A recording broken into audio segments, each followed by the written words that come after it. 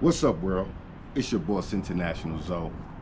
Sunday sermon, and the topic of today is the art of reduction. Um, I wrote down some ideas and notes, and I usually freestyle it, wing it. I don't really look at notes when I do things. I just come from the heart. I don't know if that's the right way to do it. You know, I know one famous interviewer or reporter said he would write down the questions and things and read it once and then throw it away. So I wrote down my thoughts and the ideas, and I'm not going to read them off, but I'm the art of reduction. And what I mean by that is reducing people to a moment in time, to a situation. And now it's an art, like cancel culture is an art. I was in, what brought it to my mind is watching, lately too, Kanye West. And I use him as an example. I met Kanye West on two occasions. Some of you might not know, I used to be in the music business. I started as a dancer, then I was a recording artist, then I was a producer, and then I was a manager. I managed an artist by the name of Poster Boy. Some of you might be familiar with him. He was the first kid on 106 in Park Freestyle Fridays, and we kind of created that 7-win retirement thing.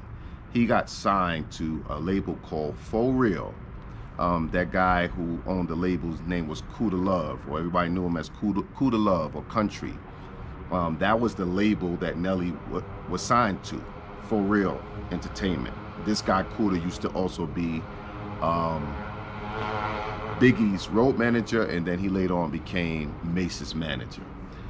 One time we were in the studio, and we met Kanye briefly. I think we were in the studio with Pharrell from Neptunes. A friend of mine, Rob Walker, used to manage them. And so we came in contact. We was trying to get a track from them for Poster Boy. Also, we met him one time. I think this was after he was signed. This was a little bit before or after 9/11. And I remember we was at the DJ convention. They used to have this convention for the DJs that played the music, the DJs that made mixtapes and all they used to have it in Puerto Rico. And we were there, and I was with Poster, and I know we also met Prodigy from Mobb Deep, and all three of them were standing there talking, saying what's up to one another. And I think Poster said, to Kanye, he said, what's going to happen with The Rock now that Jay's retiring? And I remember standing there, and Kanye said, and this was 99 or something like that, and Kanye said, I'm gonna be the best rapper. You know what I mean? And I remember,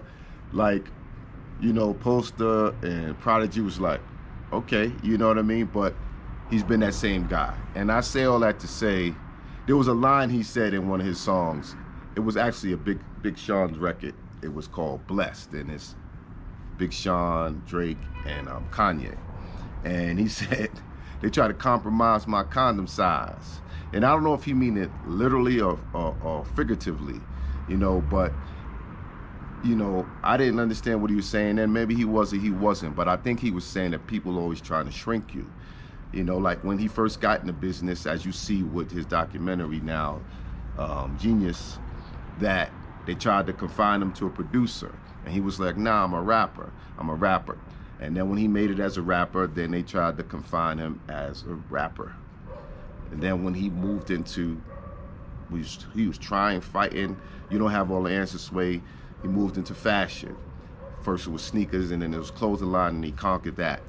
And they try to reduce Kanye, he is a genius, I give him his props. I've never been against Kanye. For the most part, he's different, he thinks differently. And but they will try to reduce somebody like that to one word, crazy. And that's what social media now is the new vehicle, the best and the newest vehicle to reduce somebody. That's why I said the art of reduction.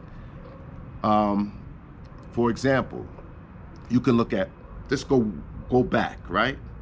Michael Jackson, right?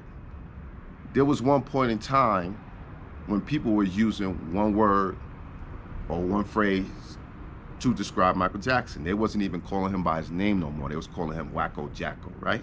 They was calling him a pedophile, right? They forgot all about the Jackson family, the Jackson 5, one of the greatest groups. Michael Jackson as an artist, one of the top selling artists of all time.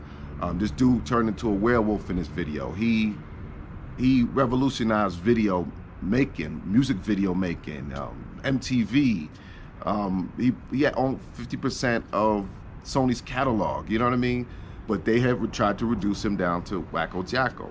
And even when he kind of came out of that and he was about to go on the tour, if he would have did that world tour, forget about it. He would have got everything back that he had lost. He died mysteriously, right?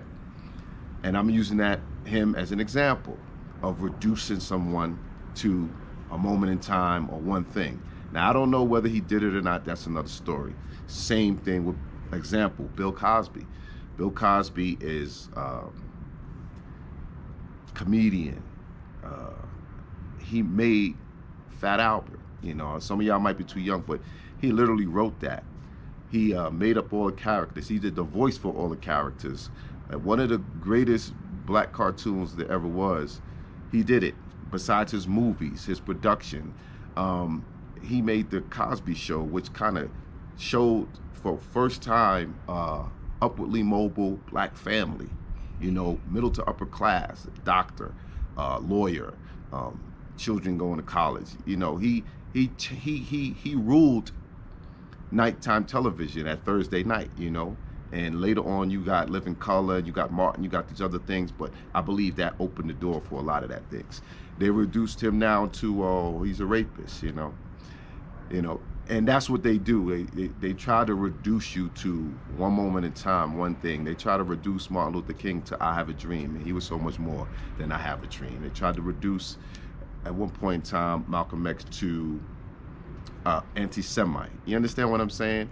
And these are big people, big names that done big things in their life. So imagine when you, a smaller person, is doing smaller things, if something happens and they try to reduce you to a moment in time, one bad decision, one bad mistake. So I just say all that to say, don't be fooled by the art of reduction. You know, judge somebody by their life's work. We all have good and bad, and we do some things that sometimes we regret, we wish we could do over, and some of us probably do things that we might do it again. But that's what this week's Sunday sermon is about. It's about the art of reduction. Don't be fooled by the art of reduction. Don't let them trick you into going against someone, your hero, someone you admire, someone you love, someone in your family, someone, you know. Just don't easily be fooled by the art of reduction, because that's what they do. When they're coming to get you, they don't want you to die with a positive legacy. You understand? They want to tarnish your legacy. All right? International Zone, Barber World TV, Sunday sermon. Love is love, life and loyalty is priceless. And the last thing I'll say is stand by your work. Peace.